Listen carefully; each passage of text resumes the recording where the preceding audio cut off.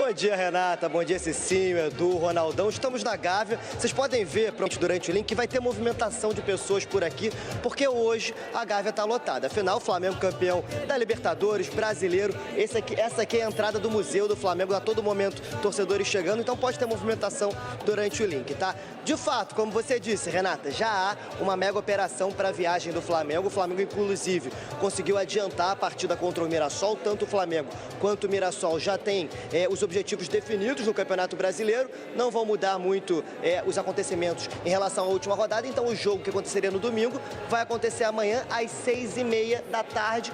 Mas o Flamengo vai a campo com o Sub-20. Isso porque a mega operação envolvendo a viagem para o Intercontinental já acontece amanhã. 1h da tarde tem a Aeroflá, mais uma vez, lá no terminal de cargas do Aeroporto Internacional do Rio de Janeiro, porque às 3h o Flamengo embarca para o Catar. É uma viagem de pouco mais de 13 horas até chegar ao Catar. Lembrando que o Flamengo só começa os treinamentos por lá na segunda-feira, no mesmo centro de treinamentos que a Croácia fez durante a Copa do Mundo do Catar em 2022, que inclusive eliminou a seleção brasileira. Mas isso a gente deixa de lado, né? Bom, o Flamengo vai treinar 2 dias nesse centro de treinamentos no Catar e aí na quarta-feira estreia contra o Cruz Azul do México, já no Intercontinental, esse jogo que vai ser apelidado de Derby das Américas. Caso avance, enfrenta depois o Pirâmides do Egito no dia 13 e aí, como a gente já sabe, Paris Saint-Germain, campeão da Champions League, já está classificado para a decisão. Então, se o Flamengo chegar até a decisão, ele joga contra o PSG no dia 17. 2 probleminhas que o Flamengo tenta resolver para esse Intercontinental: Pedro e Léo Ortiz. Léo Ortiz ainda com dores no tornozelo por conta daquele estiramento na região, mas com mais chances de voltar a campo ainda em 2025. O caso do Pedro é um pouco mais delicado. A gente lembra que o Pedro tem aquela fratura no antebraço e, além da fratura, ele também tem uma lesão na coxa. Essa lesão na coxa é o que deve tirar o atacante dos gramados nessa temporada. Então, muito dificilmente o Pedro volta a campo para jogar esse Intercontinental. Os próprios médicos do Flamengo já assumem, né, aceitam que é uma lesão um pouco mais complicada.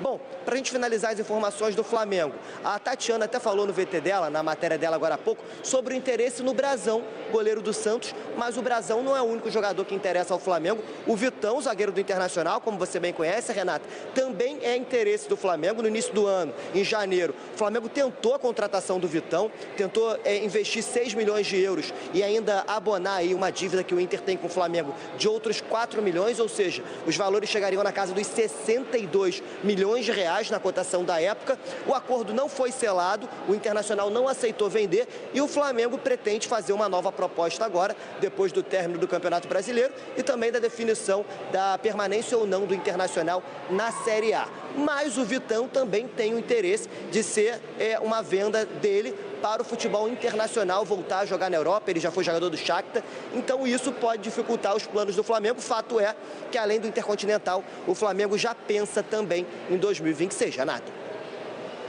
Olha, Vitão, hein? Obrigada, Thiago Carvalho. Vitão, hein? Vai aceitar rápido essa proposta do Flamengo, hein?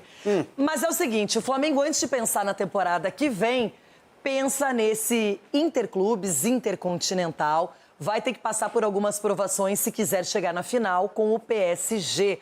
Ronaldo Giovanelli, de 1 a 10, até que ponto você crê que o Flamengo esteja pronto para vencer a competição? Caramba, nessa pegada que tá o Flamengo, dá para pensar em título, hein? Eu pensaria em título, porque esse menino Felipe, ele, pelo menos ele consegue entrar na mente dos jogadores e a fase, ela tá boa, brasileiro, Libertadores, bom, uma viagem dessa, um new grupo, um churrasco, hein, Cicinho? Um jogo fechadinho, 1-0. Dá para pensar assim, ser campeão mundial, coisa que gente que ficou no meio do caminho vai demorar um bom tempo para pensar nisso. Então, o Flamengo tem esse sonho palpável, posso dizer. Palpável, porque teve gente que só viajou, passeou. Eu quero ver se não ganhasse, vai lá pra passear. O Edu, se a gente tem que pegar o último exemplo do ano passado, é que o Real Madrid não teve nenhuma dificuldade. E o Botafogo, em contrapartida, cansado, depois de ganhar a Libertadores e também o título brasileiro, chegou esfacelado e nem conseguiu competir na competição. Isso que é o grande problema, né, Renato? Quando a gente chega na nossa final de temporada e o pessoal da Europa está no meio da temporada. Então, o pessoal está com gás todo ainda para estar disputando esses campeonatos. Agora, eu entendo assim que o Flamengo, com certeza, vai competir sim. O Flamengo tem time para chegar à final, porque o mais difícil é chegar na final, Ronaldo. Não, tem que chegar ganhando. É chegar na final. Tem que Esses chegar dois e ganhar, jogos aí é. não vai ser fácil igual o pessoal tá pensando, não. Se é pra passear, muito time já foi. É, mas pelo menos ele foi. O Flamengo tá lá. O Flamengo tem condição de ganhar. Eu não acho que ele tem condição de ganhar. Tem chance. Pode ganhar? Pode.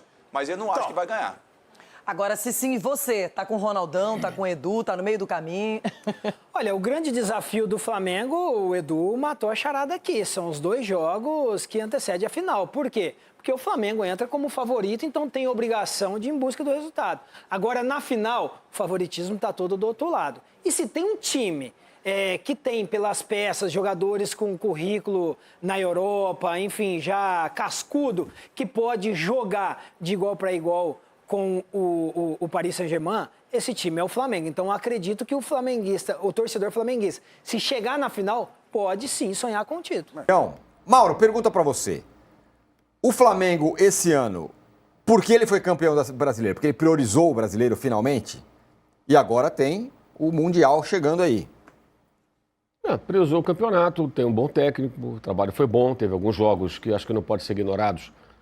Para que não se repita, jogos como Santos, a Vila Belmiro, Fortaleza em Fortaleza, Central Córdoba no Maracanã, Estudiantes em La Plata. Esses jogos foram jogos, assim, vergonhosos até, atuações pífias, que eu acho que não pode ser esquecido para justamente não repetir, né? Que é jogo de falta de concentração, uma certa soberba em alguns momentos. O próprio técnico admitiu isso de certa forma coletiva. Mas, assim, um elenco melhor, um técnico melhor, um trabalho melhor. A gente pode colocar vários asteriscos aí e sair falando sobre isso tudo aí.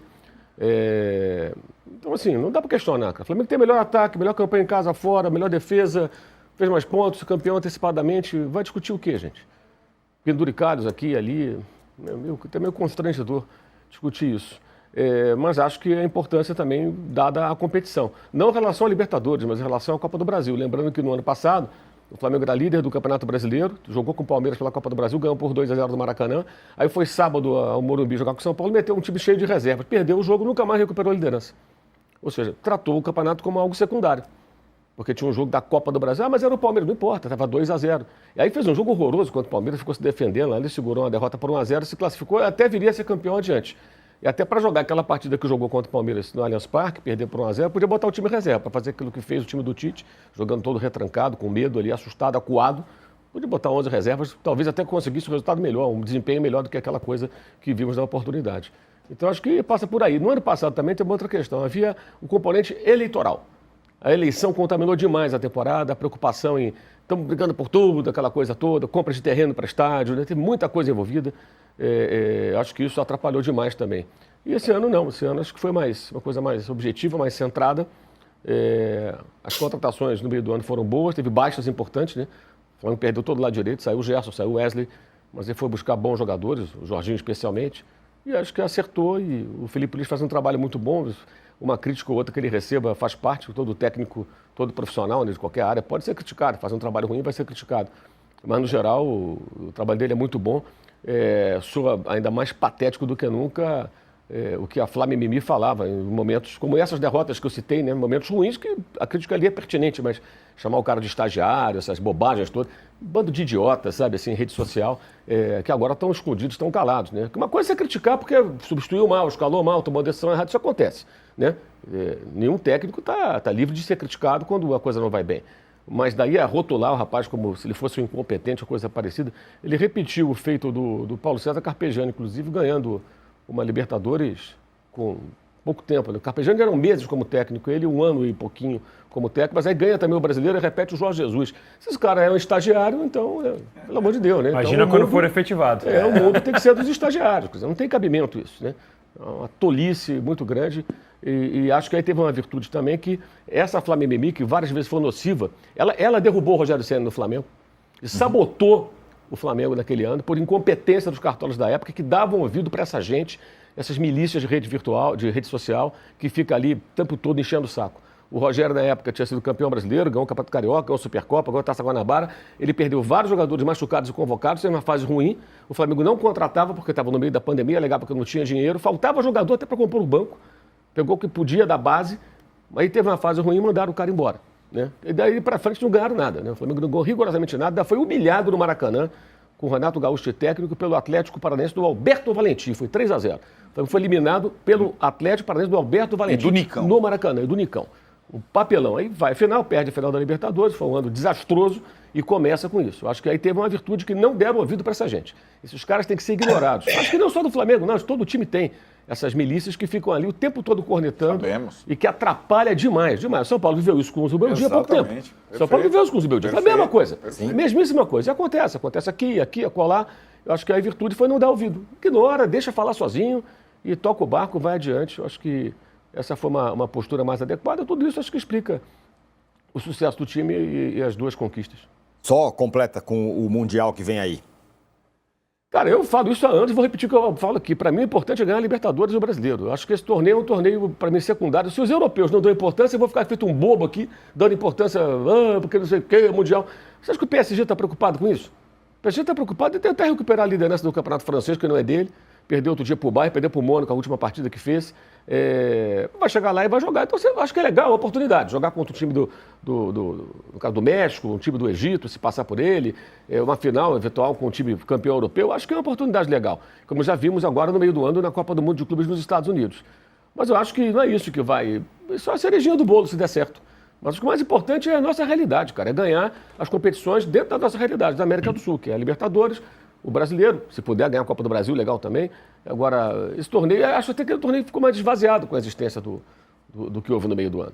Agora, legal, vai lá, tenta ganhar, fazer bonito, não custa nada, né, já que está lá. E tem prêmio também, né, tem dinheiro, entra mais grana, então é importante tentar avançar. Acho que o clube está certo em antecipar a ida, coloca um time de garotos para jogar contra o Mirassol, já viaja antes, chega lá mais bem preparado. O adversário da quarta-feira, que é o Cruz Azul, jogou na quarta e vai jogar amanhã contra o Tigre, está disputando uma semifinal de Campeonato Mexicano, ou seja, é um jogo à vera, né? Não é um jogo amistoso, vai ter que dar tudo nesse jogo. O Flamengo deve chegar mais descansado e preparado para essa partida, ao contrário do que aconteceu, que o Arnaldo lembrou aqui, naquela edição de 2023. Quando o Flamengo, em 2022, deu férias de 42 dias, uma bagunça danada, né? Outra atrapalhada. Né? O Vitor Pereira não teve nem culpa naquilo, porque ele pegou o bonde andando. Quem concordou com as férias foi o Dorival, que era o técnico. Não foi contra. Todo mundo concordou. 42 dias de férias. E eles queriam mais ainda. O Landim ainda reduziu um pouquinho. Reduziu um pouquinho, não adiantou nada. Tinha que ser 30 dias, né? Voltar antes do Natal, se preparar para aquele torneio. Então o Flamengo foi para lá totalmente despreparado e foi derrotado, foi eliminado de cara. Dessa vez me parece que é bem diferente, né? Acho que vai para tentar chegar ao confronto contra o europeu. E aí, num duelo contra o PSG, é óbvio que o PSG é favorito, vai depender muito também de como o time francês encara esse jogo. Como é que ele vai para esse jogo? Né? Ele vai de que maneira? Quero abrir uma divergência, âncora. Pode falar. A divergência é frontal. Eu adoro esse torneio que agora chamam de Intercontinental, que eu acho um equívoco, porque esse torneio qualifica mais o campeão do que a Copa do Mundo de Clubes, porque ela não te dá nenhuma garantia que a Copa do Mundo é disputada pelos melhores times no momento, diferentemente desta chamada, de novo, Copa Intercontinental, que tem os campeões mais recentes. Eu acho a maior graça, dou o maior valor, não aceito ser chamado de bobo, como o Mauro acabou de fazer, por gostar do campeonato, e vou torcer muito pelo Flamengo, e como Arnaldo, acredito que seja possível, sim, jogar de igual para igual com o PSG e, quem sabe, aprontar uma surpresinha. A Copa do Mundo de Clubes já mostrou que é possível uma certa sorte e uma certa cautela. Eu estou com o Juca em alguns aspectos. Eu acho que a Copa do Mundo de Clubes é um torneio. Gerson deseja recuperar prestígio no Flamengo e quer jogar novamente no Mengão no futuro. A saída do camisa 8 acabou ocorrendo de uma forma conturbada, o que acabou gerando um atrito da relação do jogador com os torcedores rubro-negro. O Flamengo conquistou os 2 principais títulos da temporada, o Brasileirão Betano e a Libertadores da América. Mesmo durante as celebrações, a diretoria já está se movimentando para montar uma equipe forte e competitiva para 2026. Na Gávea, alguns nomes começaram a ser analisados, incluindo a possibilidade de trazer de volta Lucas Paquetá, que deixou claro sua insatisfação na Premier League e manifestou o desejo de retornar ao futebol brasileiro. Além do meia, outro nome também entrou na roda de conversas e acabou surpreendendo a torcida. A gestão rubro-negra tem interesse na contratação de Antoine Griezmann, que está de saída do Atlético de Madrid. Nesse meio de tantas movimentações, uma delas chamou a atenção por fugir do comum. Após uma passagem conturbada pelo Zenit, da Rússia, e a perda de uma vaga na seleção brasileira, Gerson vem tentando corrigir os erros do passado. Segundo informações exclusivas do Bola VIP, o pai do jogador e ele próprio estão trabalhando para melhorar as relações com a diretoria do Flamengo e com os torcedores. Todo esse esforço que Gerson e seus representantes estão fazendo tem como objetivo garantir uma volta ao clube no futuro. Vale lembrar que, em outra ocasião, o Flamengo acertou o seu retorno junto ao Olympique de Marseille. Por isso, sabem das dificuldades que podem surgir para que isso aconteça novamente. Não é algo que Gerson deseja fazer imediatamente para 2026, mas sim quando ele decidir voltar a jogar no Brasil. A vitória por 1-0 sobre o Ceará, nesta quarta-feira, garantiu o título do Brasileirão e reforçou a importância do goleiro que já havia brilhado na Libertadores. Após o apito final no Maracanã, Rossi falou sobre seu futuro, a relação com o Rio de Janeiro e a superação de um episódio traumático ocorrido em maio deste ano, quando sofreu uma tentativa de assalto na linha amarela. O camisa 1 relembrou o momento mais delicado da temporada. 4 tiros disparados contra seu carro blindado enquanto voltava de madrugada de um jogo da Libertadores. Mesmo diante do risco e do medo da família, ele escolheu ficar. Dava para acreditar que a gente podia conquistar coisas importantes, disse, e conquistaram. Nos bastidores, o desempenho de Rossi é tratado como determinante. Defesas milagrosas contra Deportivo Táchira, Estudiantes e Racing colocaram o Flamengo no caminho da glória internacional.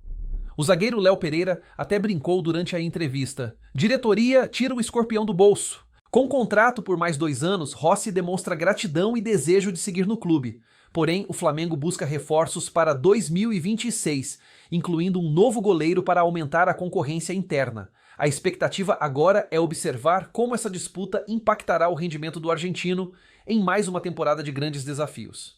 Fique atento. O próximo capítulo promete intensidade. Nesse meio de tantas movimentações, uma delas chamou a atenção por fugir do comum.